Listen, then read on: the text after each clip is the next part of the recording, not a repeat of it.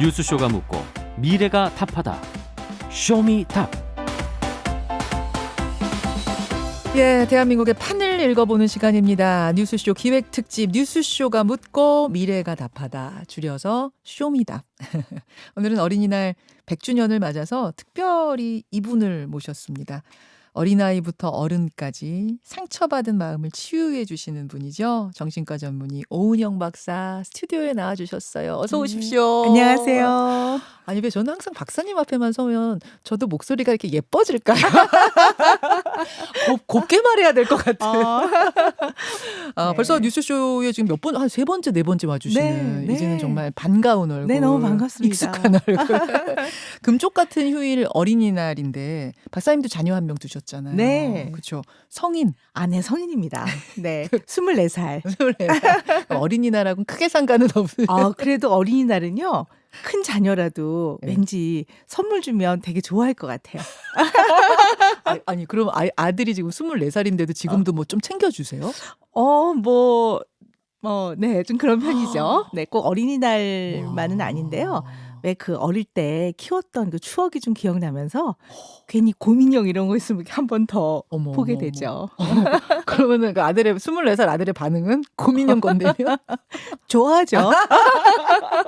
와, 그렇군요. 네. 아니 사실 이제 어린이날 저도 집에 지금 어린이 두고 출근한 거 아니겠습니까? 네. 어린이날 뭐 아이 생일날 크리스마스 날 이럴 때 엄마가 일하러 간다, 아빠가 일하러 간다 이런 집들이 많아요. 네, 많아요. 그럼 괜히 죄 짓는 것 같고 네. 미안하고 박사님도 아이 어렸을 때 그러셨어요? 네, 저도 그런 마음이 많았죠. 뭐 집에서 아이들 양육하는 엄마는 또 그 엄마 나름대로, 또 일하는 엄마들은 또 일하는 엄마들대로 다 미안한 마음이 있는 것 같아요. 그렇죠. 네. 근데 특히 워킹맘들은 그렇게 미안해지는 순간들이 되게 많은데 네. 어떻게 하면은 아이가 서운해하지 않고 엄마도 덜 미안해질까? 뭐 이런 방법은 없을까요? 방법이라기보다는 저는요, 일단 제일 중요한 게요, 같이 있을 때 잘해주면 돼요. 그게 같이 있을 중요하고요. 때라도 잘해줘라. 네네. 그리고 제일 중요한 거는 저는 이제 이 말씀 많이 드리는데요. 오늘 하루의 최선, 저 이거 굉장히 강조해요. 근데 우리가 보통 최선 그러면 막 뭐 전에 드라마 대사도 있었잖아요. 이게 최선입니까? 뭐 이런 거요. 그래서 엄청나게 열심히 했어요. 공부를 한다면 왜 밤새서 쌍코피 터지는 거 뭐 이런 거. 맞아요. 이렇게 최선을 다해서 엄청나게 좋은 결과가 있는 것을 최선이라고 생각하시는데요. 양육은 내가 편안하게 언제나 지속적으로 할 수 있는 범주 내에서 내가 오늘 이걸 잘 내가 운영하고 잘 다룰 수 있다 하는 범주 내에서 그냥 열심히 하는 거. 그게 오늘 하루의 최선이거든요. 쌍코피 터질 때까지가 아니라 네. 내가 할 수 있는 범위 내에서 그게 네. 1시간이든 2시간이든 네. 5시간이든. 네. 그리고 오늘 너무 이제 방송하시고 피곤하셔서 집에 네. 들어가셨는데 아이가 자꾸 나가자고 그래요. 네. 그러면 2시간만 있다 나가자. 좀 쉬고 하셔도 됩니다. 그걸 미안해할 필요는 없어요. 네. 아. 솔직하게 말하시면 될 것 같아요. 너랑 더 잘 놀기 위해서 내가 조금만 쉬었다 나갈게. 미안해. 이렇게. 미안해. 네. 그래서 소통하고 그 부분을 이해시키는 게 또 중요하군요. 네.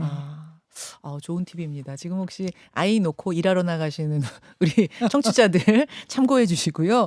오늘 본격적으로 쇼미답 시작을 해볼 텐데 어떤 주제를 잡아오셨을까요? 네, 오늘은 저출산 문제에 대해서 좀 얘기를 나누고 싶어요. 정말 대한민국의 네. 큰 숙제죠. 네. 저출산 문제. 어느 정도냐면 출산율이 한 명이 되질 않습니다, 여러분. 우리나라 여성이 가임기에 낳는 아이의 수 0.8. 이것은 뭐 여성들 왜 안 낳느냐, 여성들이 문제 이런 얘기를 하려는 게 아니고 우리 사회가 아는 문제인 것만은 분명해요. 젊은 세대가 네. 또 우리 아이 세대가 나중에 안고 가야 할 부담이 너무나 크기 때문에 우리가 같이 해결을 해야 될 문제인데 박사님 생각하시는 이제 아이 낳기를 꺼리는 사회가 된 이유 첫 번째는 뭐라고 보세요? 뭐 보통 저출산 그러면요. 많이들 하시는 이제 이유들 뭐 거론되는 게 많죠. 뭐 여러 가지 무슨 집도 문제가 해결이 안 됐고 또 결혼도 요즘 많이 안 하고 뭐 기타 등등 아이 네. 키우는 게 너무 힘들고 이런 말씀들을 많이 하시는데요. 돈 많이 들고. 네, 돈 많이 들고. 다 맞아요. 다 맞는 말씀이신데요. 저는 오늘 이제 이 시간에 가장 그래도 제가 제일 중요한 이유라고 생각하는 거 1순위 양육에 대한 두려움.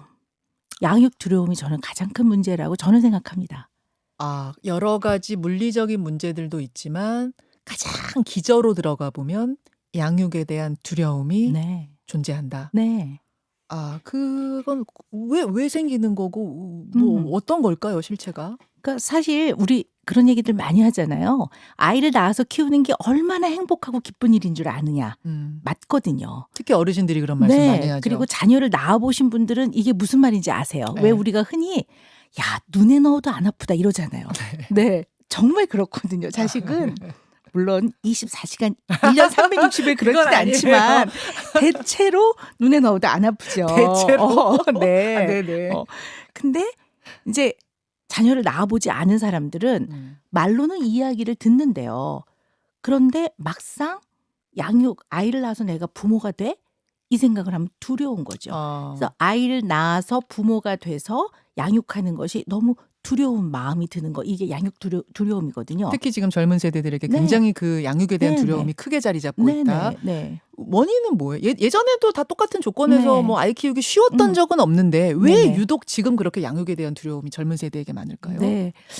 이제 그냥 조금 우리가 좀 이해를 쉽게 하기 위해서요. 제가 단어를 경제 용어를 좀 써볼 건데요. 제가 뭐 경제를 전공한 사람이 아니라 좀 조심스럽습니다만은 사실 요즘은요 자녀가 생산재가 아니에요. 소비재예요. 맞네요. 네, 그러니까 뭐 이렇게 사람을 맞네요. 뭐 네. 무슨 재 이러니까 조금 죄송하긴 하는데요. 네. 그러니까 좀 이해를 쉽게 하기 네네네. 위해서 우리가 가족 중심의 농경 사회에서는요 자식이 생산재였어요. 아, 너 나가서 밭 좀 갈아라. 네네네. 그렇지. 그리고 대개 만으로 한 18살까지 키워놓으면 네. 몸이 성인이 되기 때문에 농경 사회에서는 자식을 많이 낳으면 부자죠. 그렇죠. 네, 그것이 그렇죠. 힘이고요. 노동력. 네, 그리고 또 어느 정도 키워놓고 나면 부모가 나이가 들고 나면 자식의 봉양을 받았어요. 그렇죠. 그러니까 자식은 낳으면 낳을수록 너무나 많은 것들이 생기는 생산재예요. 얻을 수 있는 게 네. 물리적으로도 굉장히 많아요. 네.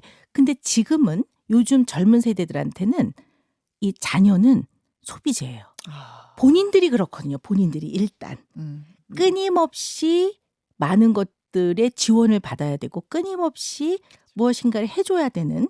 네. 그러니까 우리가 자랄 때도 그렇게 그럼요. 소비재로서 부모님들 등골을 빼먹었고 내 자녀를 낳아도 걔네들이 또 내 등골을 빼먹겠지? 이런 생각. 네네. 근데 사실은 이제 부모는 자식을 낳으면 내 능력이 허락하는 한은 지원해주고 뭐든지 해주고 싶죠. 그런데 자녀 입장에서는 내 자신이 좀 그런 사람이야. 보니까 소비재야. 끊임없이.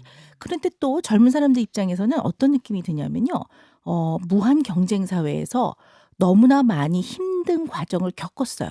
겪어서 이제 겨우 어느 정도 학업을 정리하고 이제 직장을 좀 안정되게 가져서 일을 시작을 했는데 한숨 돌리고 싶은데 네. 이제부터 또 결혼을 해서 아이를 낳아서 또 다른 고생의 문에 들어간다는 생각을 그들은 하는 거죠.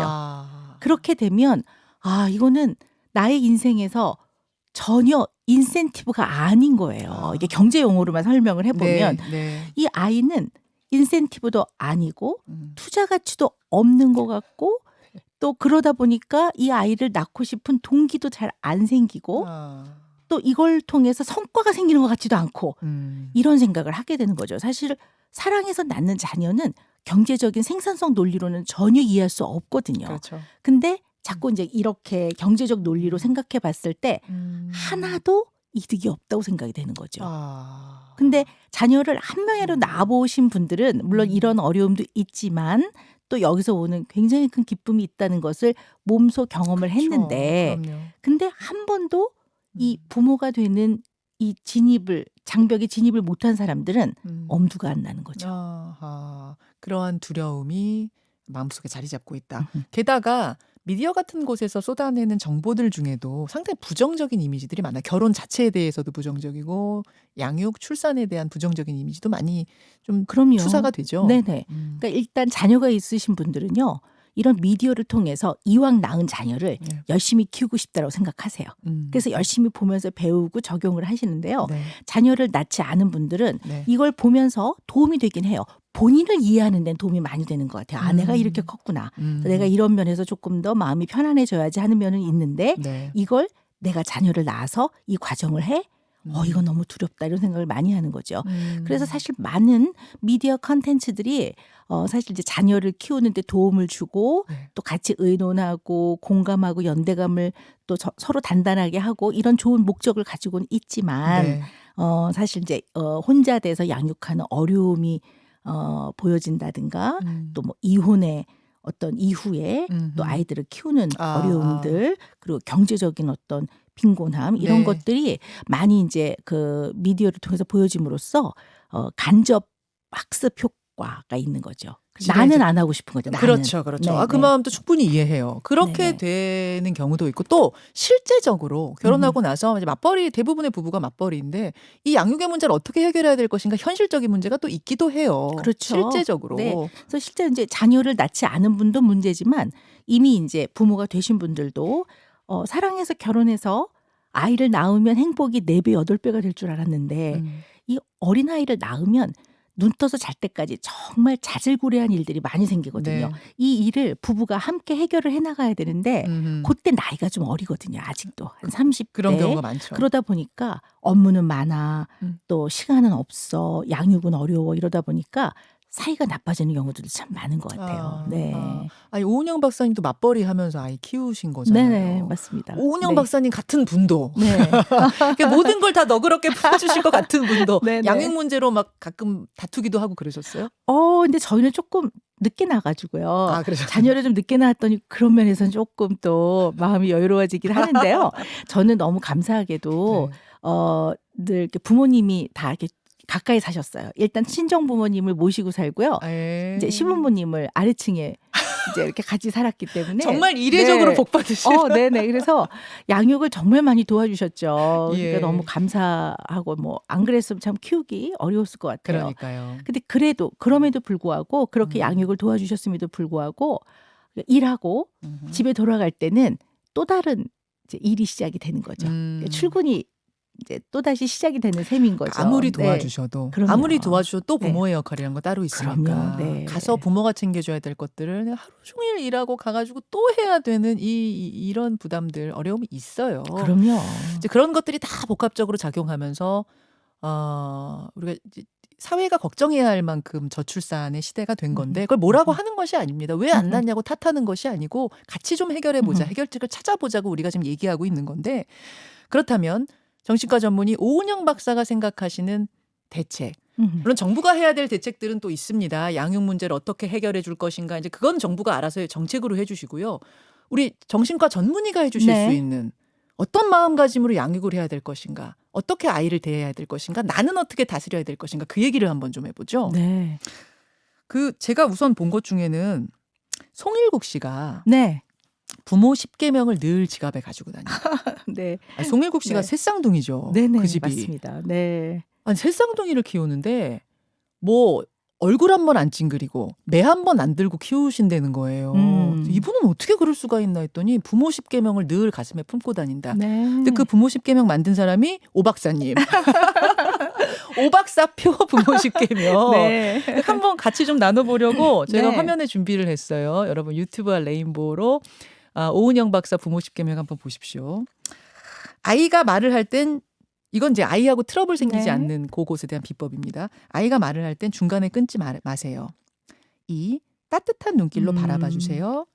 3. 여러 사람 앞에서 나무라지 마세요. 4. 때리지 마세요. 5. 버릇없이 키우지 마세요.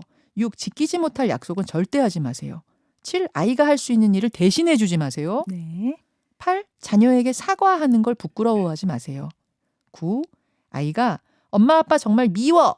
라고 화낼 때 너무 속상해하거나 화내지 마세요. 10. 아빠들은 아이와 보내는 시간에 양보다는 질을 더 신경 써주세요. 네. 너무 어려운데요. 아니, 너무 네. 어려워요. 이거 지키지 못할 약속 절대 하지 말아라. 아니 한 약속들 중에 지킨 걸 세야 될 정도인데. 네. 근데 사실 뭐 이 계명이라는 거는 네. 그리고 여기 보시면 1부터 10까지 있는 게요. 늘 우리가 많이 생각하는 것들이에요. 그러니까 제가 만들긴 했지만 또 우리가 그냥 좀 중요하다고 생각하는 거를 네. 제가 모아서 정리해 놓은 거에 불과합니다. 근데 이제 보면 이거 다 지킬 수 있을까? 근데 언제나 육아는 완벽을 추구하는 것이 아니라 방향성을 가지고 그렇게 언제나 노력을 하는 거니까요. 노력하는 네. 거다. 제가 늘 이런 말씀 드려요. 부모가 되는 건 쉽습니다. 자녀를 낳으면 부모가 되는 거니까요. 양육이 어려운 겁니다. 이렇게 말씀을 그렇죠. 드리는데요. 네, 노력을 해 나가야죠.